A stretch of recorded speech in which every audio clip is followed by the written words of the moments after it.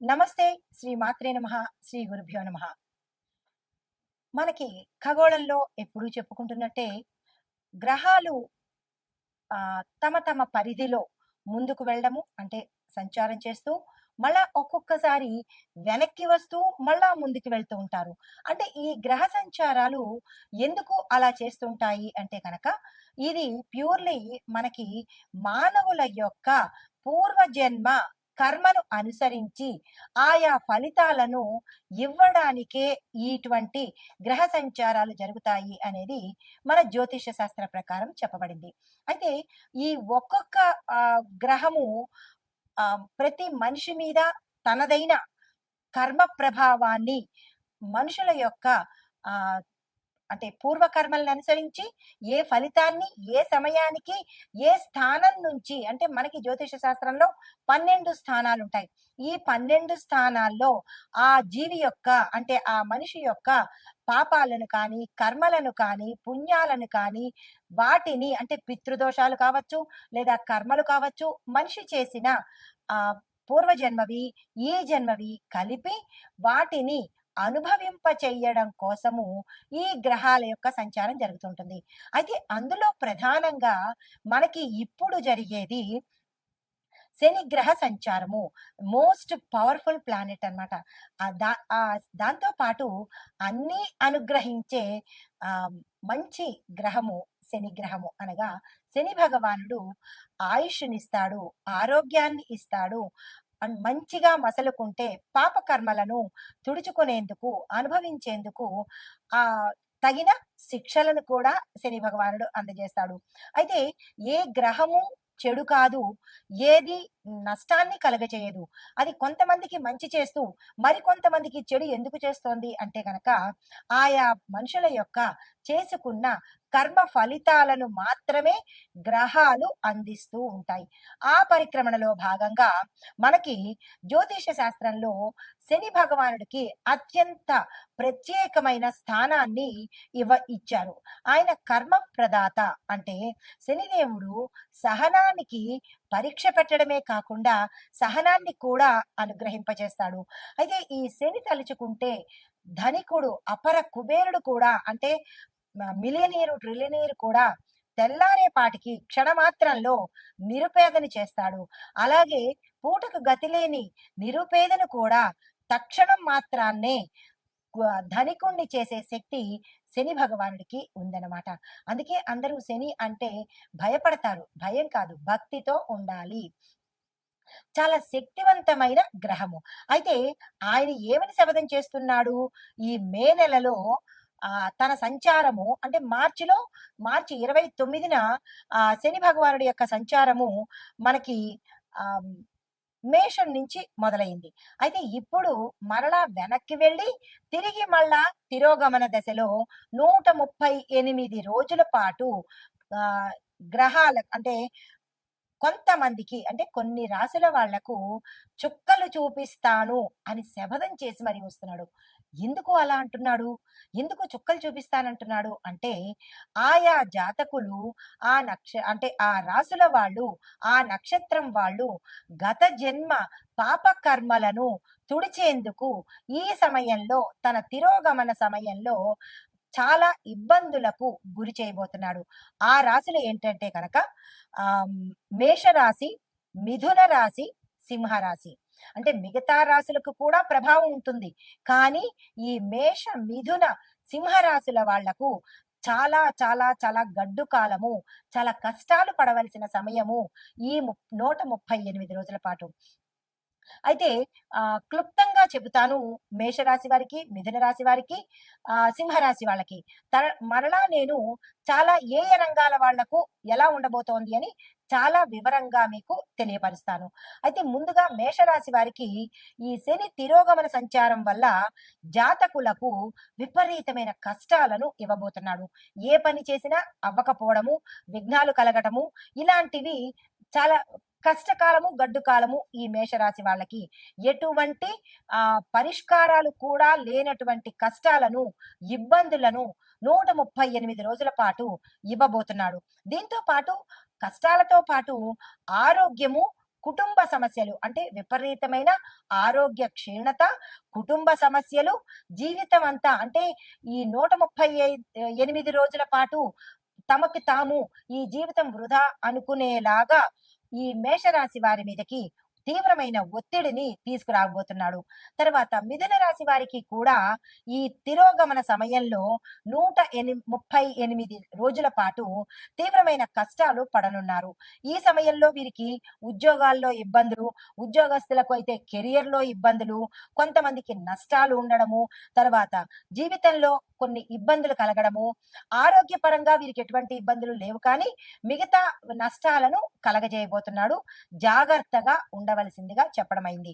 అయితే కొంతమంది కొన్ని నక్షత్రాల వాళ్ళు అనగా మిథున రాశిలో ఉండే అన్ని నక్షత్రాల వాళ్ళకి ఇది వర్తింపదు. కొన్ని నక్షత్రాల వాళ్ళకి మాత్రమే ఈ కష్టాలతో పాటు అనారోగ్యాన్ని కూడా అందించబోతున్నాడు. జాగ్రత్తలు తీసుకోండి. తర్వాత సింహరాశి అంటే నేను ముఖ్యంగా 3 రాశుల గురించి ప్రత్యేకంగా చెబుతున్నాను. తదుపరి మరలా అన్ని రాశుల గురించి వివరంగా తెలియపరుస్తాను. అయితే సింహరాశి వాళ్ళకి ఈ శని తిరోగమనం వల్ల 138 రోజులు నష్టాలను, ఆస్తి నష్టాలు, ఆరోగ్య నష్టాలు, ఉద్యోగ నష్టాలు, తీవ్రమైన సమస్యలు, ఎక్కువగా ఇబ్బందులు పెట్టేటట్టుగా ఈ అంటే ఏ పని చేసేదానికి ముందుకెళ్లకుండా ఇంకా ఒకటని కాదు, రెండని కాదు తీవ్రమైన కష్టాలను ఈ 3 రాశుల వాళ్ళు ఎక్కువగా 138 రోజుల పాటు అనుభవించే దిశగా శని భగవానుడు ఛాలెంజ్ చేసి మరీ వస్తున్నాడు. దానికి తగ్గ పరిహారాలు, సూచనలు నేను చెప్తాను. మీరు భయపడకండి. ధైర్యంగా ఉండండి. మంచి కర్మలను చేసుకుంటే శని భగవాన్ నుండి ప్రసన్నం చేసుకోవడం చాలా సులువు.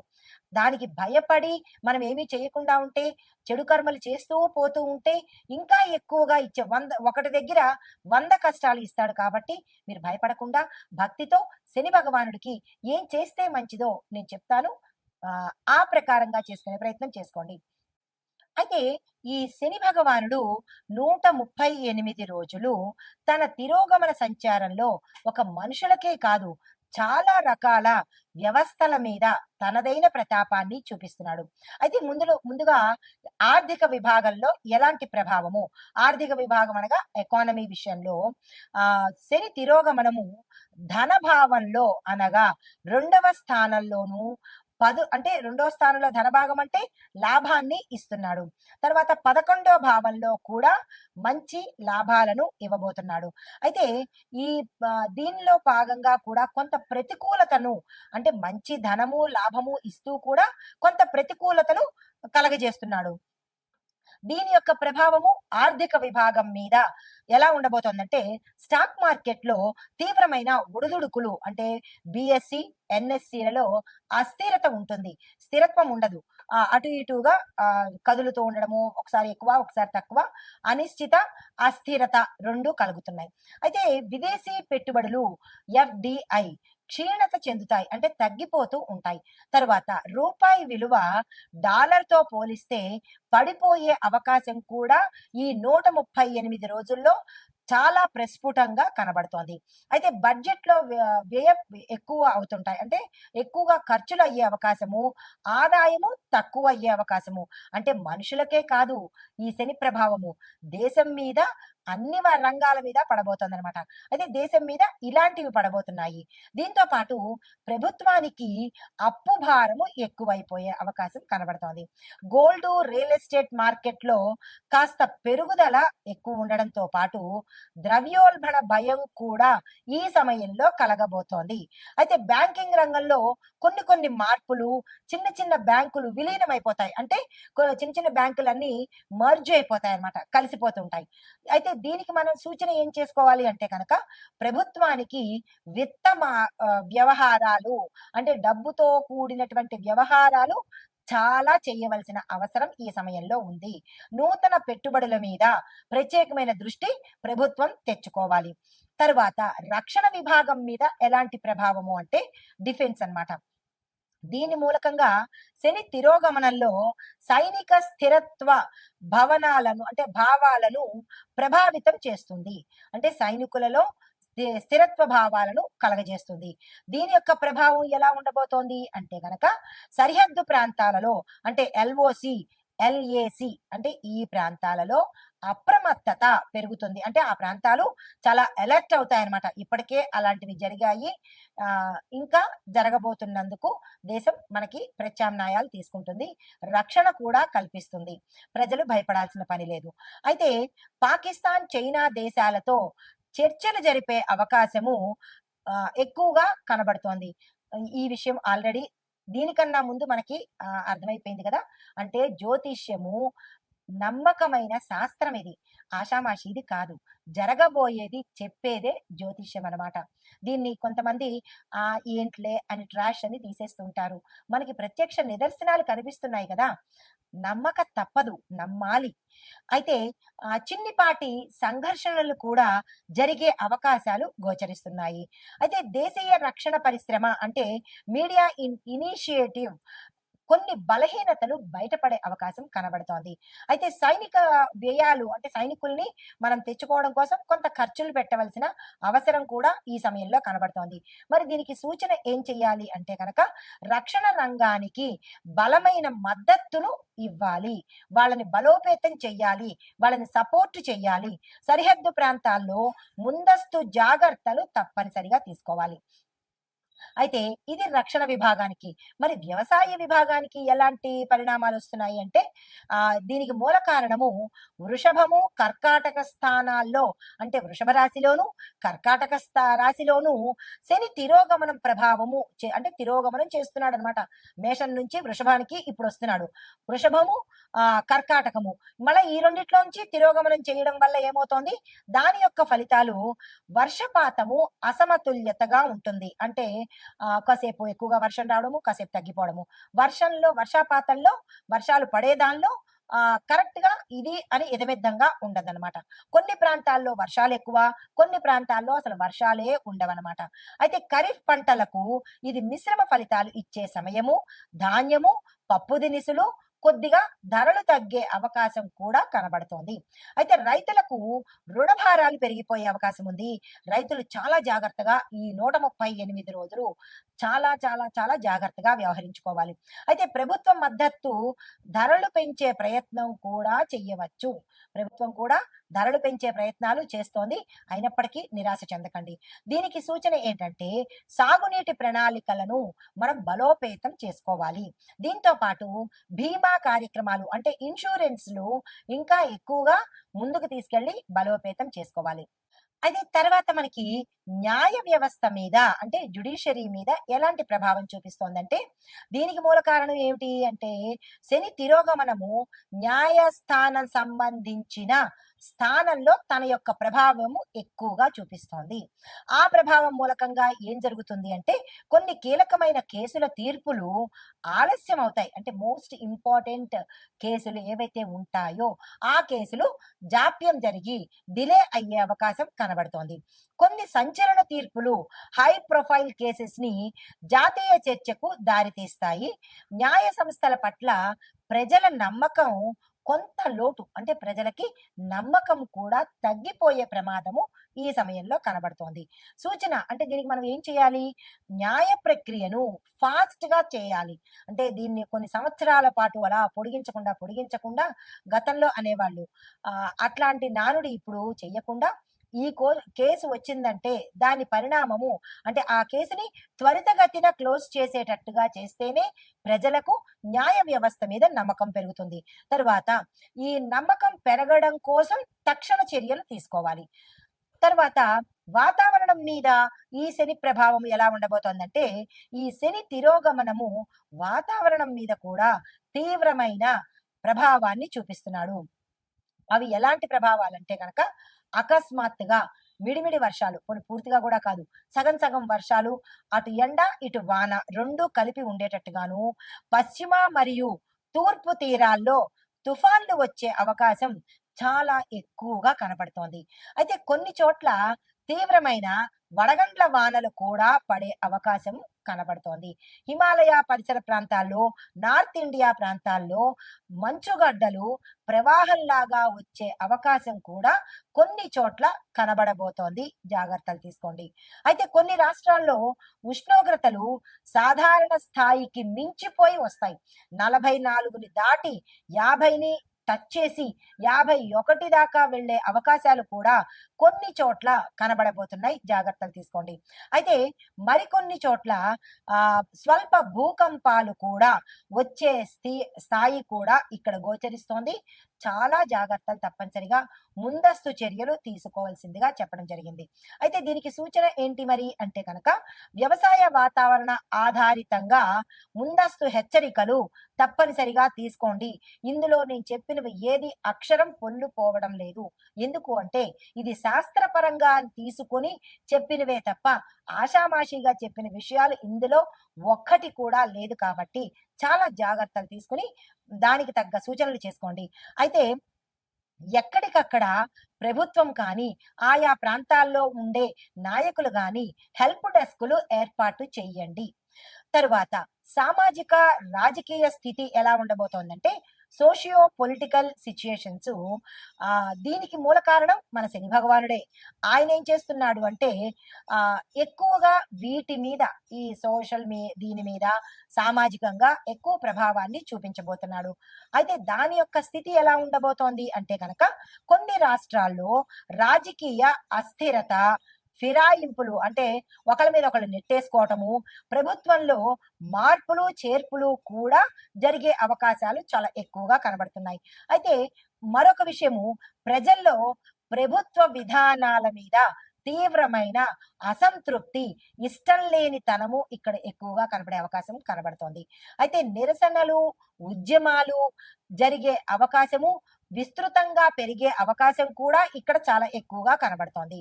కొన్ని చోట్ల దళితులు, గిరిజనులు తమ హక్కుల కోసము పెద్ద స్థాయిలో ఉద్యమాలు కూడా జరిగే అవకాశాలు సూచనప్రాయంగా కనబడుతున్నాయి. కొత్త రాజకీయాల కూటములు ఏర్పడతాయి, పొత్తులు కూడా ఏర్పడే అవకాశం కనబడుతోంది. అయితే మరి దీనికి సూచన ఏం చేయాలి అంటే కనుక ప్రజల సమస్యలను తక్షణమే ఆలకించాల్సిన అవసరం తప్పకుండా ఉంది. రెండవది, మద్దతుదారులను చక్కదిద్దే రాజకీయ మౌలిక మార్పులను తక్షణమే తీసుకోవాలి. ఇవి మనకి చెప్పదగిన సూచనలు. అయితే ఓవరాల్ గా చూసినట్టయితే కనుక సామర్థ్యం ఉన్న నాయకత్వము, తరువాత సూక్ష్మ ఆర్థిక విధానాలు, బలమైన రక్షణ ప్రణాళికలు తీసుకుంటేనే కొంత రెమెడీస్ కల్పించే అవకాశం కనబడుతోంది. వీటి మీద తప్పనిసరిగా ప్రభుత్వం కానీ, ప్రజలు కానీ, నాయకులు కానీ దృష్టి పెట్టాల్సిన అవసరం 100% ఉంది. తదుపరి రాశి మిథున రాశి. ఈ రాశిలో ఉండే వారికి శని తన ప్రభావాన్ని ఎలా చూపిస్తున్నాడు అంటే కనుక వ్యాపారాల్లో విపరీతమైన నష్టాలు వస్తాయి. మీరు ఏ పని చేసినా నష్టానికి దారి తీసేటట్టుగా కనబడుతోంది. కొత్తగా వ్యాపారాలు ఈ సమయంలో స్టార్ట్ చేయకండి, పెట్టుబడులు పెట్టకండి, విస్తరణ జోలికి అస్సలు వెళ్ళకండి. ఏదైనా ఒప్పందాలు జరుపుకోవాలన్నా, ఏదైనా భాగస్వామ్య ఒప్పందాలు కానీ, ఏదైనా నిర్ణయాలు తీసుకోవాలన్నా ఈ సమయాన్ని దాటించే ప్రయత్నం తప్పనిసరిగా చేసుకోండి. ఇంకా తప్పదు అనుకుంటే కనుక మీ వ్యక్తిగత జాతక పరిశీలన చేయించుకొని మీ వ్యక్తిగత జాతకంలో శని భగవానుడు ఏ స్థానంలో ఉన్నాడు, వ్యాపార స్థానమా, బిడ్డల స్థానమా, ఆరోగ్య స్థానమా, కర్మస్థానమా అనేది చూసుకుని దాని ప్రకారంగా మీరు చర్యలు తీసుకున్నట్టయితే కొంత సానుకూలమైన ఫలితాలు కనబడతాయి. అయితే ఉద్యోగంలో మార్పులు ఎక్కువగా వస్తాయి. మీరు మారిన చోటకి నిరాశ ఎదురయ్యే అవకాశాలు ఈ సమయంలో ఏది చేసుకున్నా నిరాశ కలిగేటట్టుగాను గోచరిస్తోంది. దానికి కూడా మీరు నిరాశ పడకండి. మీ వ్యక్తిగత జాతకంలో ఎలా ఉండబోతోందో దాన్ని పరిశీలన చేసుకుని అప్పుడు మీరు ప్రయత్నం చేయండి. మంచి ఫలితాలు కనబడతాయి. అయితే కుటుంబ స్థానంలో అపార్థాలు తల ఎత్తే అవకాశం కనబడుతోంది, గొడవలు జరిగే అవకాశం కనబడుతోంది. జాగ్రత్తలు తీసుకోండి, సంయమనంతో ప్రవర్తించండి. ఆరోగ్య విషయంలో చాలా చాలా చాలా జాగ్రత్తగా ఉండవలసిన సమయము. శని భగవానుడు అనారోగ్య సూచనలు కనిపింపజేస్తున్నాడు. దానికి తగ్గట్టుగా మీరు జాగ్రత్తలు తీసుకోండి. ఆహార వ్యవహారాల్లో మీరు స్టైల్‌ని మార్చుకునే ప్రయత్నం చేసుకోండి. అయితే చెప్పదగిన పరిహారాలు బనియన్ ట్రీ అంటే వటవృక్షం చెట్టు అంటే మర్రి చెట్టు చుట్టూ 7 ప్రదక్షిణాలు చెయ్యాలి. అది శనివారం రోజు కనుక చేసినట్టయితే కొంత విపరీత పరిణామాలు కలగకుండా సానుకూలమైన ఫలితాలు కలిగే అవకాశం కనబడుతోంది. అయితే దీంతో పాటుగా మీరు మీ కాన్ఫిడెన్స్‌ని వదలకండి. పట్టుదలతో ప్రయత్నం చేయండి. ఆశను వదులుకోకండి. మీకు చెప్పదగిన ఒక చిన్ని మంత్రాన్ని చెప్తున్నాను. దాన్ని నిరంతరం చదువుకునే ప్రయత్నం తప్పనిసరిగా చేసుకోండి. ఓం శం శనేశ్వరాయ నమః. చాలా చిన్ని మంత్రం కదా! దీన్ని 23 సార్లు ప్రతిరోజు స్నానం, పానాదులు అయిన తర్వాత అప్పుడు దీన్ని పఠించే ప్రయత్నం చేసుకోండి. మీరు చెప్పదగిన దానాలు నల్ల నువ్వులు, నల్లని పాదరక్షలు అనగా చెప్పులు ఎవరికైనా దానంగా ఇచ్చేయండి. కొంత ఉపశమనం కలిగే అవకాశం కనబడుతోంది. మీకు కలిసి వచ్చే రంగులు నీలి రంగు, గ్రే కలరు అనగా బూడిద రంగు అన్నమాట. మీరు ఎక్కడికైనా వెళ్ళాలన్నా, ఏ పని చేసుకోవాలన్నా నీలిరంగు వస్త్రాలను, బూడిద రంగు వస్త్రాలను సాధ్యమైనంత వరకు ధరించే ప్రయత్నం చేయండి. ఆ స్వామిని ప్రసన్నం చేసుకునే ప్రయత్నం చేసుకోండి. అయితే కలిసి వచ్చే సంఖ్యలు 3, 7 ఈ తేదీల్లో ఉపయోగించుకుని మీరు ఏ పని స్టార్ట్ చేసినా సక్సెస్ అయ్యే అవకాశం కనబడుతోంది. శని భగవానుడికి సంబంధించినటువంటి ఈ పరిహారాలు మీరు తప్పనిసరిగా చేయించుకోండి. ఇంకా వివరాలు కావాలి, మీరు ఏ స్థానంలో ఉన్నారు అంటే కనుక మీరు తెలుసుకోవడానికి వ్యక్తిగత జాతక పరిశీలన చేసుకోండి. భయం అయితే పడకండి. నమస్తే.